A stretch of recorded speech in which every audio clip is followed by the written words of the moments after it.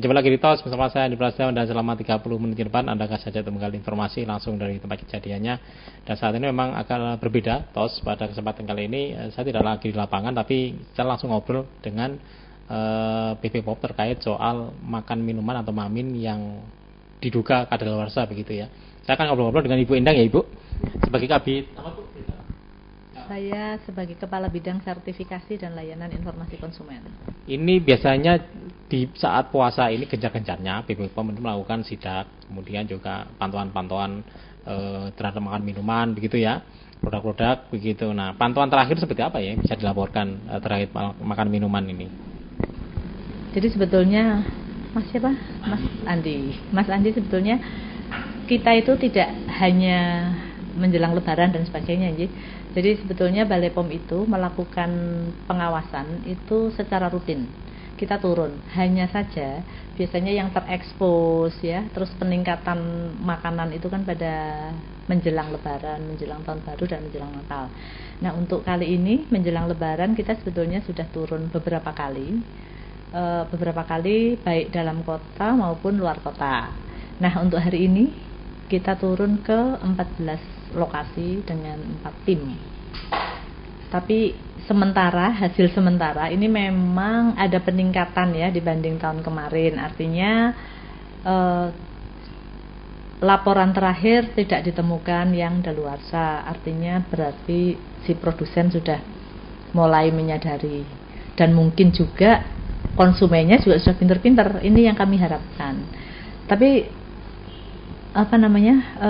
hari ini belum final karena tim yang di lapangan belum sampai ke kantor lah. Sebenarnya tren apa yang terjadi yang dilakukan oleh produsen di saat Ramadan seperti ini? Apakah ini Ajinomoto akhirnya mereka menaikkan produksi sehingga juga mengabaikan ketentuan-ketentuan yang ditentukan, atau seperti apa tren dari hasil penyidikan atau mungkin informasi data-data yang masuk gitu? Justru kalau tahun ini ada peningkatan, artinya mereka lebih sadar begitu ya? Iya, lebih sadar. Jadi lebih sadar dibandingkan tahun-tahun kemarin barangkali ya.